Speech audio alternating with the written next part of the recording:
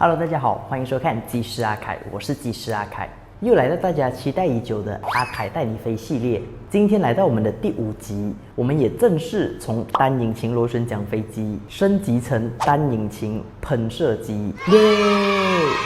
这架飞机名为 Cirrus Vision SF-50。是一架相对新款的喷射机，当然啦，它是喷射机嘛，与往复式螺旋桨飞机相比，它的飞行速度更快，上限高度更高，而且这架飞机具有加压系统，让坐在机舱内的你更加舒适。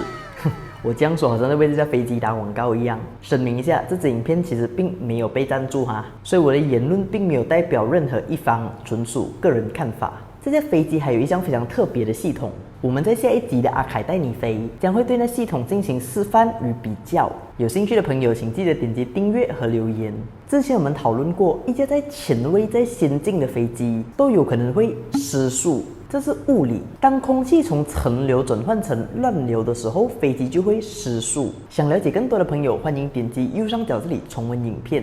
没错，这支影片技师阿凯将带大家一起示范各种各样不同的失速，向大家展示失速的征兆，和教大家如何摆脱失速的困境，让我们能够重获飞机的控制权。当中我们就会聊到 clean stall、dirty stall、accelerated stall， 还有 secondary stall。切记，以下这一连串的训练，主要的用意是让机师了解 stall 的威胁，并教会我们避免让飞机失速。没有人会故意让一架民航客机进入失速状态，所以大家不必担心。那我们废话不多说，还没有订阅我的朋友，或是第一次来到技师阿凯频道的朋友，麻烦你们帮我点击一下订阅按钮好吗？也顺手帮我点一个赞，谢谢大家的支持。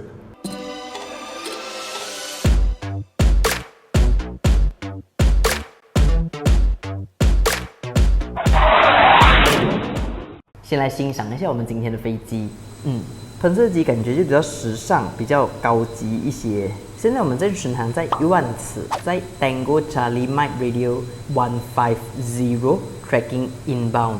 要进入时速很简单罢了，我只需要把推力杆拉回到空档，机师要慢慢把操纵杆往后拉，让飞机保持高度，飞机的速度会逐渐减少。注意看我的速度表。当速度少过差不多120 knots 的时候，飞机就会开始发出警报。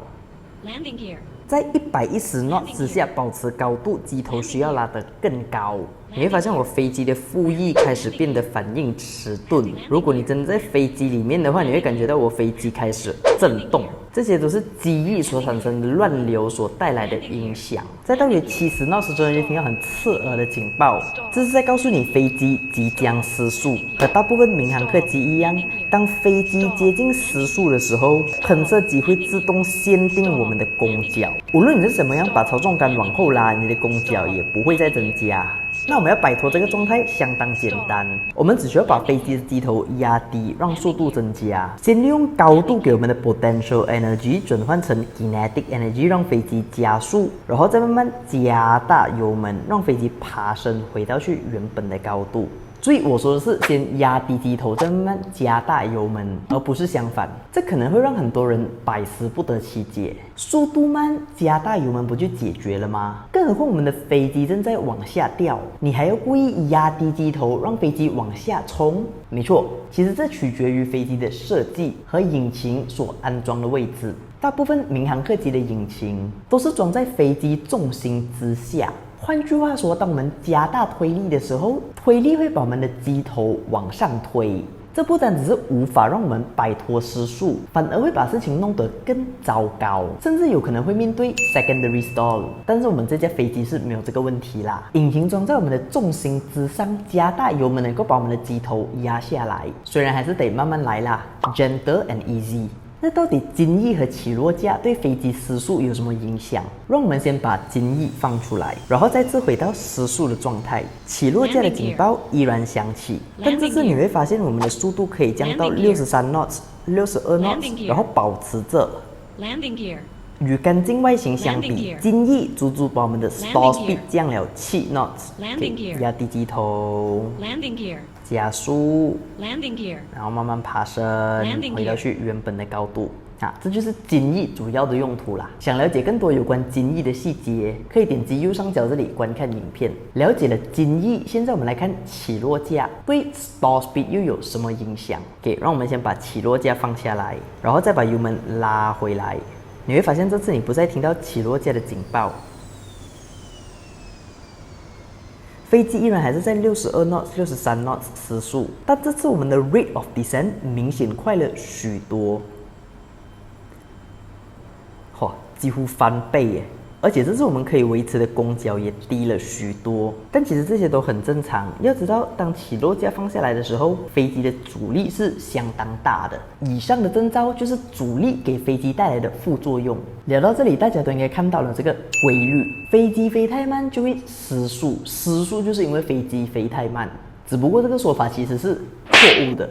真正导致飞机失速的原因是攻角，不是速度。让我们来看看升力方程式。当速度减少的时候，攻角必须增加，好让飞机能够保持高度。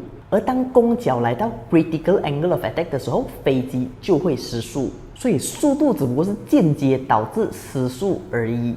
为了证明以上的论点，我们来做一个实验。Landing gear. Landing gear. Landing gear. 我现在的速度是55 knots， 远远低过 stall speed。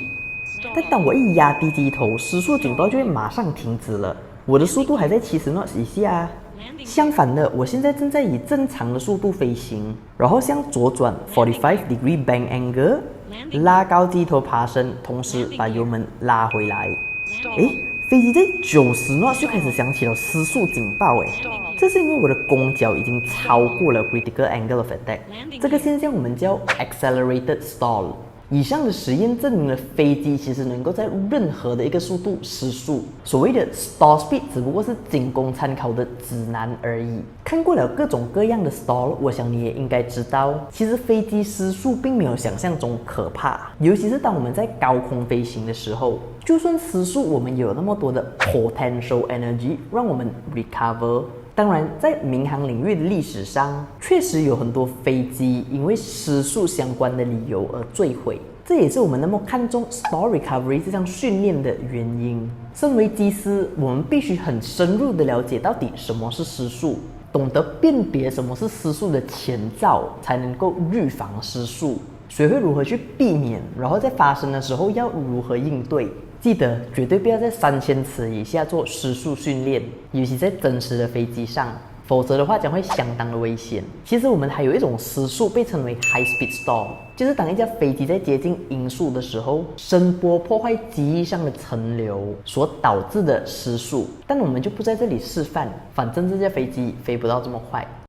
这支影片我们就先聊到这里，希望你们都有学到一点东西。喜欢我的影片的朋友，请你帮我点一个赞，然后帮我分享到其他的社交平台上，让更多人看得见。想看我其他影片的话，你可以点击这里或是这里，当然也不要忘记订阅我的频道，还有我的 Instagram。